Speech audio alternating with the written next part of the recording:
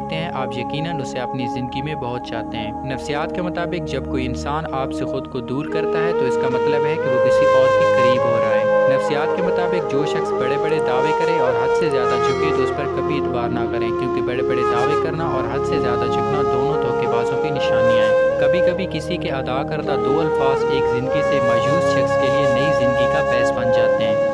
नफ्सियात के मुताबिक जमई लेने वाले को देखने से भी जमई आने लगती है। एक क्लास में अगर एक बच्चा जमई लेता है तो उसे देखने वाले बाकी बच्चे भी सुस्ती से जमई लेंगे। नफ्सियात ये भी कहती है कि जमई का नाम लेने से भी जमई आती है। साइकोलॉजी के मुताबिक 2 साल के अंदर आपका रिलेशनशिप बिल्कुल वैसा है जैसा शुरू में था, तो इसका मतलब यह है कि आप वाकई एक दूसरे से सच्ची मोहब्बत करते हैं, क्योंकि 2 साल से ज़्यादा अपनी हकीकी पर्सनैलिटी नहीं छुप सकती, खुद ब खुद उसका असली चेहरा सामने आने लगता है।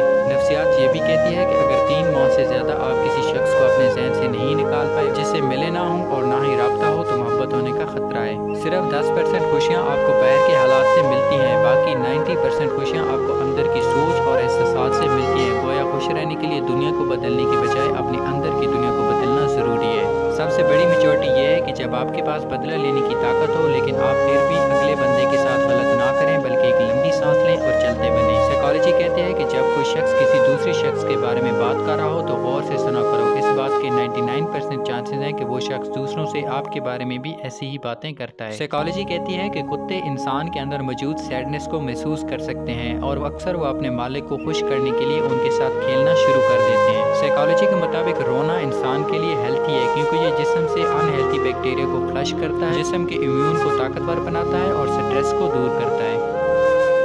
साइकोलॉजी कहती है कि अगर आप छोटी छोटी चीज़ों से चिमटे रहते हैं तो आप अदम तवज्जो का शिकार हैं। नफ्सियात के मुताबिक 3 लोगों के दरमियान का राज तभी राज रह सकता है जब उनमें से 2 लोग जिंदा ना हों। नफ्सियात के मुताबिक वो स्टूडेंट्स जिनके कोई फ्यूचर प्लान्स नहीं होते आखिर में सबसे ज़्यादा कामयाब और अमीर बनते हैं। एक समुद्री जहाज़ कभी भी अपने इर्द गिर्द मौजूद पानी की वजह से नहीं डूबता, बल्कि वो तब डूबता है जब पानी इसके अंदर चला जाता है। इसलिए अपने इर्द गिर्द होने वाली चीज़ों को अपने अंदर दाखिल ना होने दें, वरना वो आपको भी डुबा देंगी। साइकोलॉजी कहती है कि अगर रात को आपका दिमाग किसी चीज़ के बारे में सोचना बंद नहीं कर रहा तो उठकर इन चीज़ों को एक कागज़ पर लिख लें, जिससे आपका दिमाग नॉर्मल हो जाएगा और आप आसानी से सो पाओगे। साइकोलॉजी के मुताबिक ज़्यादा अरसे तक अकेला रहना आपकी सेहत के लिए इतना ही बुरा है जैसे कि आप दिन में 15 सिगरेट्स पीते हो।